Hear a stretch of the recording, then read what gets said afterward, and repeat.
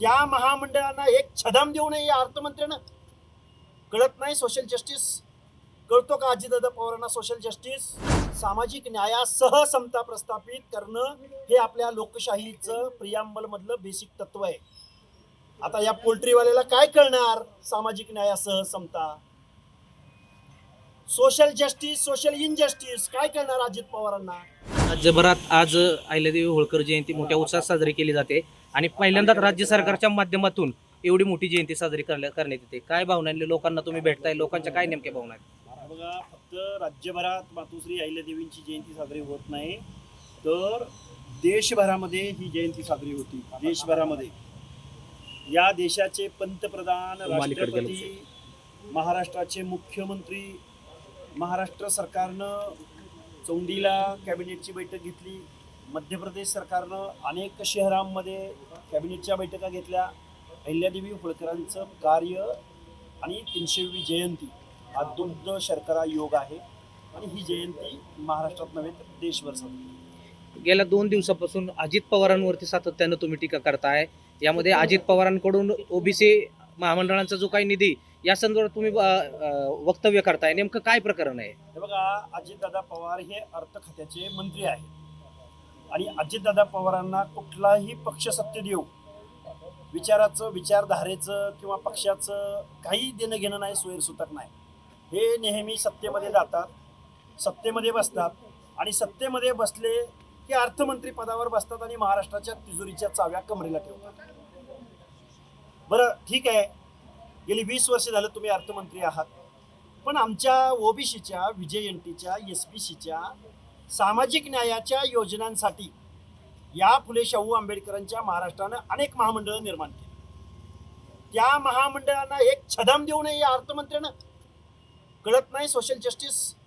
कळतो का अजितदादा पवारांना सोशल जस्टिस? आर्थिक नियोजन करता तुम्ही, फक्त नेहमी टेंडर काढता, नेहमी इरिगेशन, नेहमी रोड, रस्ता, पाणी, ह्याच्या बाहेर तुम्ही जाणार नाही. सामाजिक न्यायासह समता प्रस्थापित करणं हे आपल्या लोकशाहीचं प्रियांबल मधलं बेसिक तत्व आहे. आता या पोल्ट्रीवाल्याला काय कळणार सामाजिक न्यायासह समता? सोशल जस्टिस, सोशल इनजस्टिस काय करणार अजित पवारांना? त्यामुळं हा माणूस सामाजिक न्यायाच्या बाबतीमध्ये या माणसाला काहीही नॉलेज नाही, आमचा आरोप आहे. आणि फक्त ओबीसीचा निधी डायव्हर्ट केला नाही त्यांनी, व्हीजेएनटीचा निधी डायव्हर्ट नाही केला. कायद्यानं बंधन असताना सुद्धा एसटी एसटीचा 746 कोटी रुपयाचा निधी डायल्यूट केला. आणि महाराष्ट्रामधनं जेव्हा टीकेची झोड उठली या सरकारवर, त्यावेळी माननीय देवेंद्र फडणवीस साहेबांनी सर्वासार्व करण्याचा प्रयत्न केला.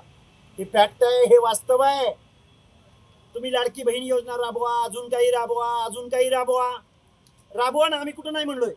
अरे पण जे सामाजिक दृष्ट्या मागास आहेत, त्यांच्या स्कॉलरशिप थांबलेल्या आहेत, महाज्योतीला पैसे मिळत नाहीत. अजितदादा पवार, तुम्ही सारथीची एक मोठी बिल्डिंग उभी केली पुण्यामध्ये, महाज्योतीला साधं कार्यालय नाही. काय मागितलं आम्ही? महाज्योतीला निधी मागितला.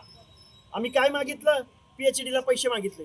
आम्ही काय मागितलं? आमच्या पुण्यश्लोक अहिल्यादेवी शेळीमेंढी महामंडळाला निधी द्या. आम्ही काय मागितलं? वसंतराव नाईक महामंडळाला निधी द्या. आम्ही काय मागितलं?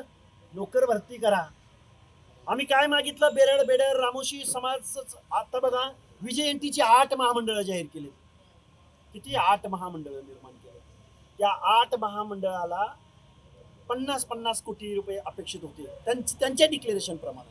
1 रुपया देत नाहीत, 1 रुपया. अरे आर्थिक नियोजन तुम्ही करता, सत्तेतनं पैसा कमवता, पुन्हा निवडणुका जिंकता. ह्या आम्हा मतदारांचं, आम्हा 18 पगड जातींचं आम्ही काय मागतोय? त्यामुळे अजितदादा पवार हे अर्थ खात्याला, मी परत एकदा सांगेन, का चिकटून बसलेत? अजितदादा पवारांनी अर्थमंत्री पदावर राहण्याचा त्यांना नैतिक अधिकार नाही.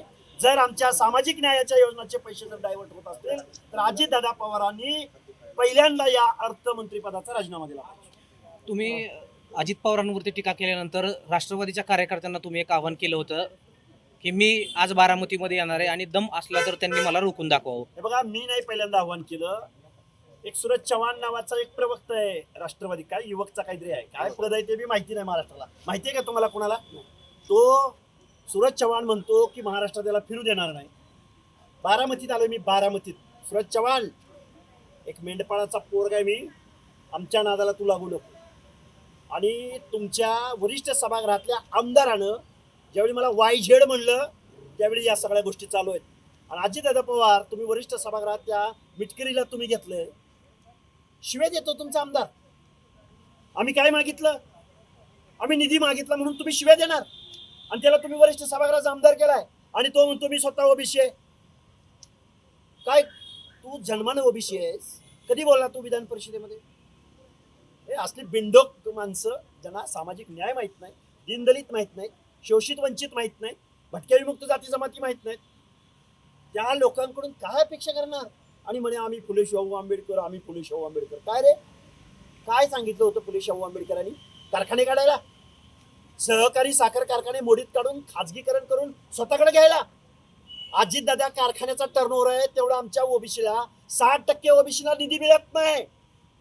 ही आमची ओढ आहे. अजितदादा पवार, वैयक्तिक भांडण नाही तुमच्याशी, तुमच्या या इथल्या व्यवस्थेशी, प्रवृत्तीशी आमचं भांडण आहे. का हो, कशासाठी लागतात तुम्हाला सगळी पदं घरात?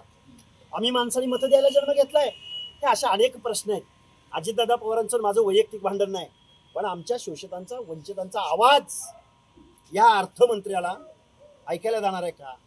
आणि मग या अर्थमंत्र्याचा जे मुख्यमंत्री महोदय म्हणून माननीय देवेंद्र फडणवीस साहेब आहेत, त्यांना आमची विनंती आहे की आम्ही तुम्हाला खूप विश्वासानं आम्ही तुम्हाला मतदान दिले, तुम्ही या गोष्टीमध्ये लक्ष घाला.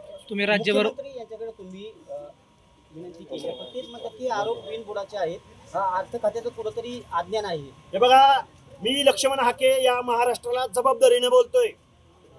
अजितदादा पवार गेल्या 20 वर्ष झाली अर्थमंत्री आहेत. या फुले शाहू आंबेडकरांच्या महाराष्ट्रामध्ये 1% वर जर ओबीसीला निधी जर दिला असेल तर मी उद्या जाहीररित्या सगळे आरोप मागं घ्यायला तयार आहे. जर 1% बजेट जर महाराष्ट्रातल्या 60% लोकांना दिलं जात असेल तर अमोल मिटकरी, कोणते चव्हाण, कोणते घासलेप चोर, काय तो मिटकरी, 1% बजेट, लाज वाटते, लाज. फुले शाहू आंबेडकरांचा महाराष्ट्र म्हणता काय तुम्ही? 1% बजेट देता? अरे तुमचा एखादा कारखाना बंद पडला तर 100-125 कोटी लगेच देणारी तुम्ही अवलादी.